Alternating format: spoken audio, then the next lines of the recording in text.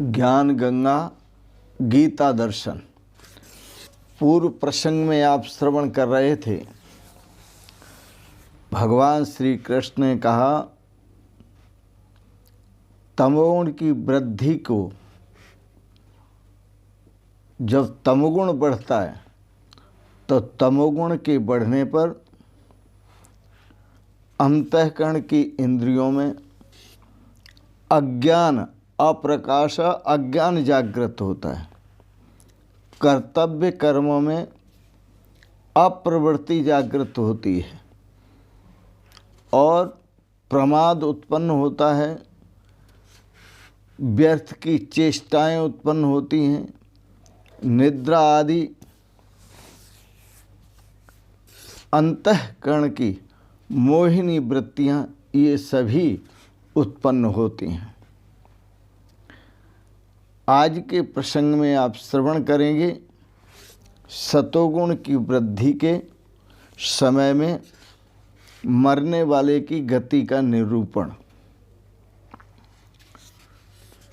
रजोगुण की वृद्धि में मरने वाले की गति का निरूपण और तमोगुण की वृद्धि में मरने वाले की गति का निरूपण। रजोगुणी अवस्था में जो शरीर त्यागता है उसका क्या परिणाम होता है, सतोगुणी अवस्था में जो त्यागता है उसका परिणाम क्या होता है, अंत में गति क्या होती है, और जो तमोगुणी अवस्था में त्यागता है तो उसकी गति क्या होती है। गीता अध्याय 14 श्लोक 14। यदा सत्त्वे प्रवृद्धे तु प्रलयं याति देहभृत् तदोत्तमाभिधां लोकान् अमलान् प्रतिपद्यते। भगवान श्री कृष्ण कहते हैं, हे अर्जुन, जब यह मनुष्य सतोगुण की अवस्था में, सतोगुण की वृद्धि में, जब सतोगुण जीवन में, जब जीवन सतोगुणी होता है, पूर्ण सतोगुणी होता है, उस अवस्था में यदि मृत्यु को प्राप्त होता है तब उसे उत्तम कर्म करने वाले लोगों की प्राप्ति होती है। उत्तम कर्म करने वाले लोगों की प्राप्ति होती है, निर्मल दिव्य स्वर्ग आदि की प्राप्ति होती है, जहाँ मल नहीं है, जहाँ निर्मलता है, जहाँ पवित्रता है, हर अवस्था में पवित्रता है।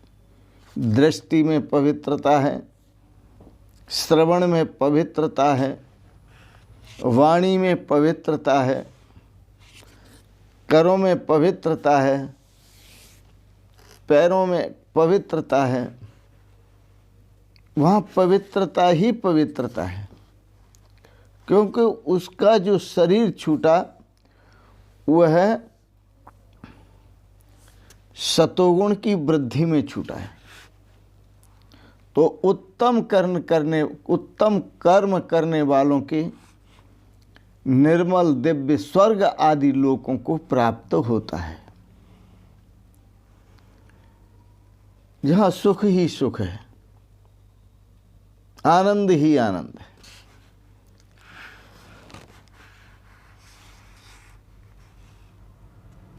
इसलिए साधक को चाहिए कि अपनी वृत्तियों को भगवत चरणों में लगाए, सत्कर्म करे और भगवत चरणों में लगाए। सत्कर्म करे और भगवत चरणों में लगाए, भगवत अर्पण बुद्धि से कर्म करे। तो जो भगवत अर्पण बुद्धि से कर्म करते हैं वह सतोगुण की अवस्था में, जब सतोगुण की वृद्धि की अवस्था में जब शरीर त्यागते हैं तो वो स्वर्ग आदि परम पवित्र निर्मल लोकों को प्राप्त होते हैं। रजोगुणी व्यक्ति रजोगुण की वृद्धि में तो भगवान श्री कृष्ण कहते हैं कि रजोगुण की वृद्धि में और तमोगुण की वृद्धि में अलग अलग। रजोगुण की वृद्धि में जो गति होती है उसका भी अलग अलग भाव है।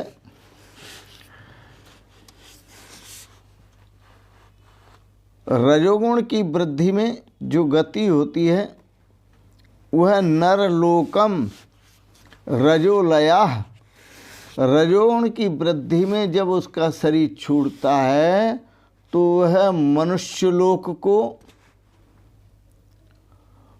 और राक्षसों के लोक को प्राप्त होता है,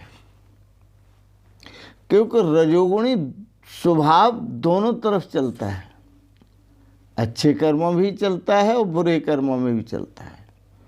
अच्छे कर्मों में चलता है तो सतोगुण की तरफ बढ़ता है और बुरे कर्मों में चलता है तो तमोगुण की तरफ बढ़ता है। गति दोनों तरफ होती है रजोगुणी अवस्था में।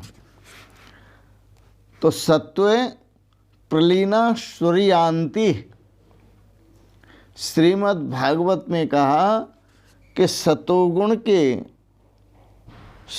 की वृद्धि में जीवन जब सतोगुण पूर्ण होता है तब जिनकी मृत्यु होती है, जिनका शरीर छूटता है, वो स्वदिव्य स्वर्गलोक को, निर्मल स्वर्गलोक को प्राप्त होते हैं। रजसी प्रलयम गत्वा कर्म संगेषु जायते तथा प्रलीनस्तमसि मूढ़योनिषु जायते। भगवान श्री कृष्ण कहते हैं 15वें श्लोक में, रजसी प्रलयम गत्वा, जब रजोगुण वृद्धि को प्राप्त होता है, अर्थात महान रजोगुणी पुरुष होता है, वह रजोगुणी पुरुष कर्म संगेषु जायते, उसकी कर्म में आसक्ति होती है। जो भी कर्म करता है वो सकाम भाव से करता है, निष्काम भाव से नहीं करता। जो भी कर्म करता है वह सकाम भाव से करता है। तो सकाम भाव से जब कर्म करता है तो वह उस समय उसका यदि शरीर छूटता है तो वह मनुष्य योनि को और राक्षस योनि को प्राप्त होता है। दोनों योनियां, कुछ मनुष्य योनि में सरकते हैं, कुछ राक्षस योनि में सरकते हैं। और तमसी प्रलयम गत्वा तथा प्रलीनस्तमसि, और जब तमोगुण की वृद्धि होती है और तमोगुण की वृद्धि में उसका शरीर छूटता है, उसकी मृत्यु होती है, तो मूढ़ योनिषु जायते, वह मूढ़ योनियों में उत्पन्न होता है। तो रजोगुण की वृद्धि में मनुष्य योनि में प्राप्त होता है, मनुष्य योनि को प्राप्त होता है, और राक्षस योनि को प्राप्त होता है।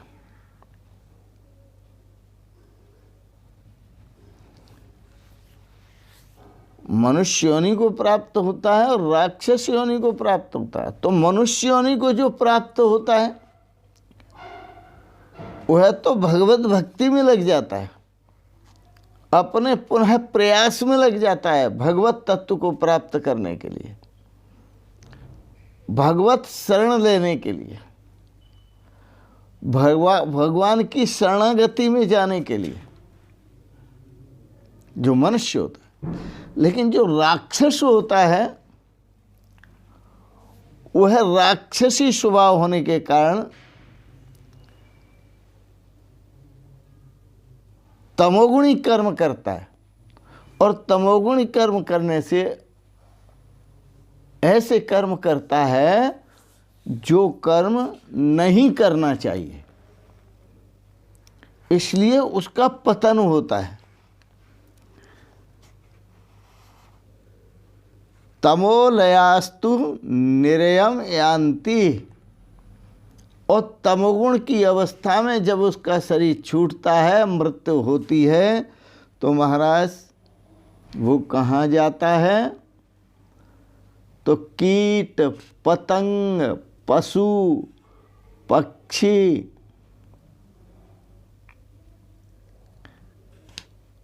गधा, घोड़ा,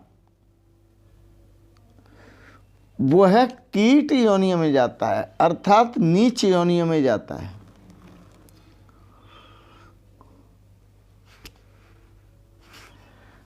कर्मण सुकृत्याहु सात्विकम निर्मलम फलम रसस्तु फलम दुखम अज्ञानम तमस फलम। 16वें श्लोक में भगवान श्री कृष्ण कहते हैं, कर्मण सुकृतस्याहु सात्विकम निर्मलम फलम। जो निष्काम भाव से कर्म करते हैं, सतोगुणी पुरुष, जिनके जीवन में सतोगुण की प्रधानता है, उसका निर्मल फल होता है और सात्विक फल होता है। निर्मल फल क्या होता है, सात्विक फल क्या होता है? एक तो ये होता है कि उन्हें स्वर्ग आदि सुंदर और निर्मल लोकों की प्राप्ति होती है। और फल क्या होता है? उन्हें भगवान की शरणागति प्राप्त होती है। और क्या फल होता है कि वह निरंतर भगवान का भजन, कीर्तन, स्वरूप चिंतन और तत्व चिंतन, ब्रह्म चिंतन करते हैं।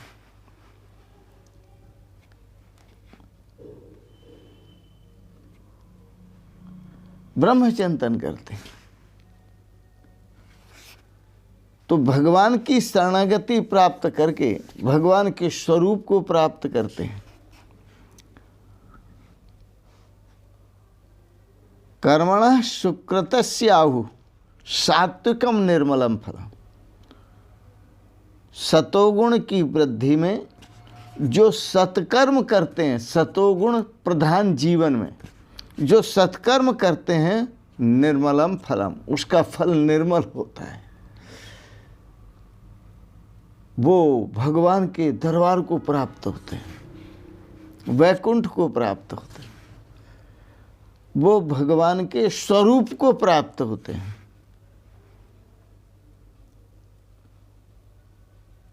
वो भगवान की सायुज्य मुक्ति प्राप्त करते हैं, सानिध्य मुक्ति प्राप्त करते हैं, सामीप्य मुक्ति प्राप्त करते हैं, सारूप्य मुक्ति प्राप्त करते हैं। मुक्ति के 4 भेद हैं। सानिध्य, भगवान की सन्निधि में रहते हैं, भगवान के सामीप्य, भगवान के पास में रहते हैं। सारूप्य, भगवान का स्वरूप प्राप्त करते हैं, भगवान के स्वरूप में मस्त रहते हैं। सायुज्य, भगवान से जुड़ जाते हैं। सायुज्य, सारूप्य, सामीप्य, सान्निध्य, इस प्रकार से वो 4 प्रकार की मुक्ति को प्राप्त होते हैं। कर्मणः सुकृतस्याहु सात्विकम निर्मलम फलम। क्योंकि सतोगुण का इतना निर्मल फल होता है, बस जीवन में आनंद ही आनंद होता है। रजसस्तु फलम दुखम, और रजोगुण का जो फल होता है वो दुख होता है। और वो दुख कैसा होता है? बार बार जन्मना, बार बार मरना। रजसस्तु फलम दुखम, पुनरपि जननम पुनरपि मरणम, पुनरपि जननी जठरे शयनम। फिर भगवान से प्रार्थना करते हैं दुख में, ये संसारे खल दुस्तारे, हे प्रभु आप इस दुस्तर संसार सागर से हमें पार कीजिए, पाहे मुरारे आप हमारी रक्षा कीजिए। ये संसारे खल दुस्तारे, कृपया पारे पाहे मुरारे। तो रजसस्तु फलम दुखम, कौन सा दुख? बार बार जन्मना और बार बार मरना। मनुष्य योनि में यदि सात्विकता प्रधान न हो, सत्व की वृद्धि न हो, तो वह भी बार बार जन्मता है, बार बार मरता है। तमोगुणी वृत्ति हो तो वह भी बार बार मरता है तमोगुण की वृद्धि में, और बार बार जन्मता है, नीचे योनि में जाता है। अज्ञानम तमसः फलम, भगवान श्री कृष्ण कहते हैं अज्ञान का जो फल, वो तमोगुण का जो फल है, तमोगुण की वृद्धि में जो तमोगुण का फल है, तो तमोगुण की वृद्धि में जो मरता है तो अज्ञानम, तमोगुण की वृद्धि होने से वह अज्ञान को प्राप्त होता है। क्योंकि तमोगुण का परिणाम अज्ञान बतलाया है।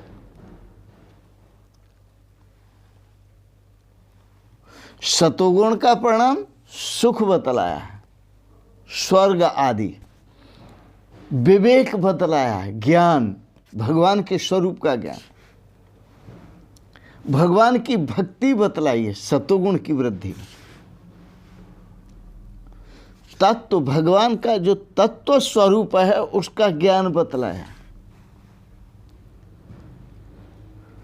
भगवान के साथ मिलन की बात कही, ब्रह्म आत्मा के भाव को प्राप्त होता है सतोगुण की वृद्धि में। रजसः और रजोगुण के कर्म, रजोगुण का फल क्या है? रजोगुण की वृद्धि में बार बार जन्मता है और बार बार मरता है। और महाराज तामस, तमोगुण का फल क्या है? बोले अज्ञानम तमसः फलम, अज्ञान, उसके अंदर अज्ञान जागृत होता है, वो अज्ञान को प्राप्त होता है, और अज्ञान को प्राप्त होकर प्रमाद, आलस्य और निद्रा ये जागृत होते हैं। उसके अंदर प्रमाद उत्पन्न होता है, आलस्य जागृत होता है।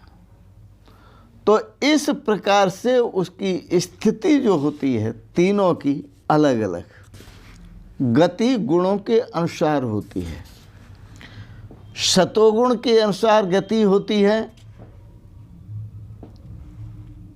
भगवत तत्व का मिलन, भगवान के स्वरूप का मिलन। रजोगुण की गति होती है मनुष्य और राक्षस योनि में जाना। तमोगुण की गति होती है नीच योनियों में जाना, पशु पक्षी कीट पतंग आदि योनियों में, नरक योनियों में जाना। इसलिए भगवान सावधान करते हैं, सत्वात् संजायते ज्ञानम रजसो लोभ एव च प्रमाद मोहौ तमसो भवतो अज्ञानमेव च। हे अर्जुन, 17वां श्लोक, भगवान श्री कृष्ण कहते हैं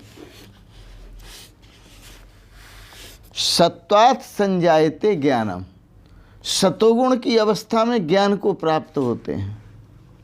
रजसो लोभ एव च, और रजोगुण की अवस्था में लोभ जागृत होता है। सतोगुण की वृद्धि होने पर ज्ञान जागृत होता है, और रजोगुण की वृद्धि होने पर लोभ जागृत होता है, लोभ उत्पन्न होता है संसार के विषयों का। हाँ, किस किस का लोभ आप जानते ही हैं, लोभ उत्पन्न होता है। और महाराज तमोगुण की वृद्धि पर क्या उत्पन्न होता है? प्रमाद, मोह और निद्रा उत्पन्न होती है।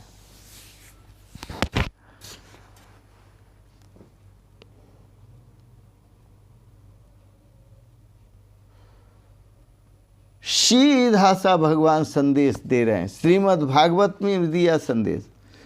सत्वसंगाद ऋषीन, सतोगुण का संग करने से सतोगुण की वृद्धि में ऋषियों का साथ होता है,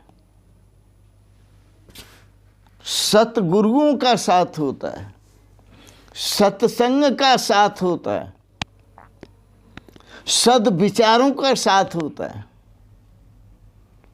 सद्भावना का साथ होता है, सद्गुणों का साथ होता है सतोगुण की वृद्धि में।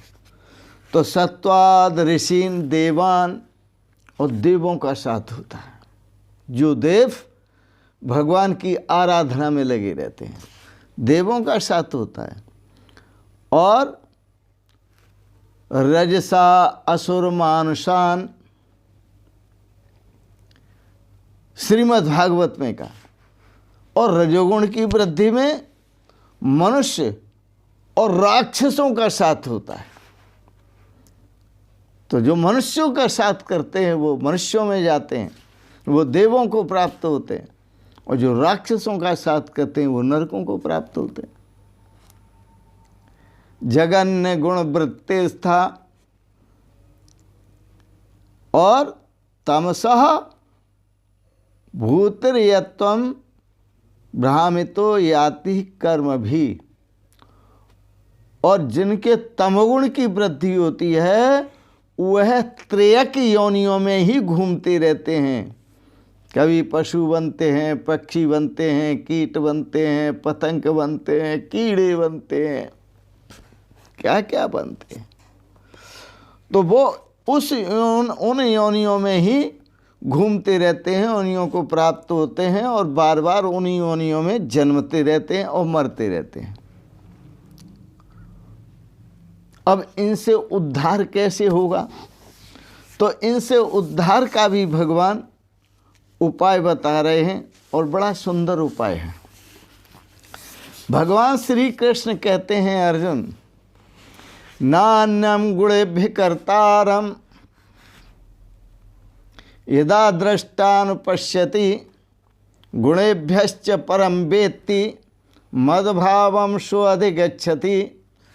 भगवान ने सबका तोड़, सबकी बात बड़ी सुंदर कह दी। और क्या बात कही?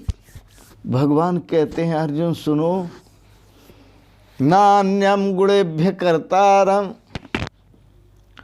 जो इस ज्ञान को प्राप्त होता है, गीता के ज्ञान को, कौन से ज्ञान को? नान्यम गुणेभ्य कर्तारम, इस संसार में गुणों के सिवाय कर्म करने वाला कोई भी नहीं है। मैं कर्म करने वाला नहीं हूँ। गुणा गुणेषु वर्तन्ते, गुण ही गुणों में वर्तते हैं। मैंने कोई कर्म किया ही नहीं आज तक। नान्यम गुणेभ्य कर्तारम, गुणों से भिन्न कोई दूसरा कर्ता नहीं है। इदा दृष्टानुपश्यति, आप तो साक्षी हैं। जब आप कर्मों के साक्षी हो जाते हैं और आप ये समझ लेते हैं, ये रसना क्या है? एक गुण है। और जिस पदार्थ का आप रस लेते हैं वो भी एक गुण है। तो ये गुण, ये रसना उस गुणों में वर्तती है। शब्द क्या है? आकाश का गुण है। और श्रवण क्या है? ये कान क्या है? ये भी आकाश का गुण है। तो ये गुण उन गुणों में वर्तता है। नासिका भी एक गुण है और सुगंधी भी एक गुण है। आँख एक गुण है, यह सूर्य के प्रताप से है। और दृष्टि भी एक गुण है। और जो पदार्थ हैं वह भी एक गुण है। ये गुण जिन पदार्थों को देखती है, जिन रूपों को देखती है आँख, तो यह आँख उनको देखती है। लेकिन याद रखना, मैं आँख नहीं हूँ। मैं तो आँख को भी देखता हूँ, आँख का भी साक्षी हूँ। मैं कान का भी साक्षी हूँ, मैं नासिका का भी साक्षी हूँ, मैं रसना का भी साक्षी हूँ, हाथ पैरों का मैं सबका साक्षी हूँ। तो नान्यम गुणेभ्य कर्तारम यदा दृष्टानुपश्यति, गुणों से अतिरिक्त जब किसी अन्य को कर्ता नहीं मानता, ऐसा जो साक्षी है, यदा दृष्टानुपश्यति, जब वह साक्षी इस प्रकार देखता है, कोई गुणेभ्यश्च परम वेत्ति मद्भावम स्वधिगच्छति, कि जो गुण है, मैं गुणों से परम, मैं गुणों से परे हूँ, मैं गुणातीत हूँ। इसलिए वह जो अपने को गुणातीत समझ लेता है, गुणातीत स्वरूप समझ लेता है, मद भावम सो अधिगच्छति। भगवान श्री कृष्ण कहते हैं वो मेरे भाव को प्राप्त होता है, मेरे स्वरूप को प्राप्त होता है। ये गुरु की कृपा है, ये सद्गुरु की कृपा है, यह संत महापुरुषों की कृपा है, ऋषियों की कृपा है। सतगुरु द्वारे पे गजब हो गया, आहा, सतगुरु द्वारे पे गजब हो गया, अहम ब्रह्म जान के जगत खो गया।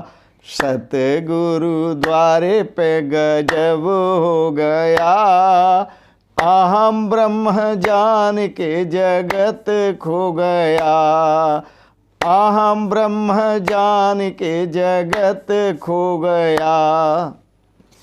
भगवान के स्वरूप को उपलब्ध होता है और वह साक्षी ये समझ लेता है भगवान अकर्ता है और मैं भी अकर्ता हूँ, भगवान निर्मल है, मैं भी निर्मल हूँ, भगवान दिव्य है, मैं भी दिव्य हूँ, भगवान अजन्मा है, मैं भी अजन्मा हूँ, भगवान अमरना है, वो कभी मरते नहीं, मैं भी अमरना हूँ। अपने अजर अमर स्वरूप का बोध करके वह कृतार्थ हो जाता है। तो सद्गुरुओं की कृपा से, सत्संग की कृपा से आप भी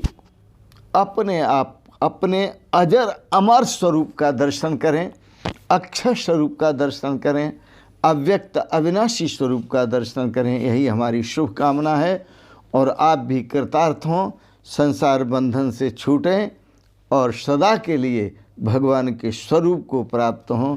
जिस प्रकार भगवान बता रहे हैं, नान्यम गुणेभ्य कर्तारम यदा दृष्टानुपश्यति, गुणेभ्यश्च परम वेत्ति मद्भावम सो अधिगच्छति। मेरे भाव को प्राप्त होता है। तो इस प्रकार से भगवान श्री कृष्ण सबका सार, सबका निचोड़ बताते हैं। इन शब्दों के साथ ही वाणी को विराम देते हुए आपसे प्रार्थना करूँगा, आपको गीता का ज्ञान अच्छा लगा, आप इसे सब्सक्राइब करें, लाइक करें और शेयर करें।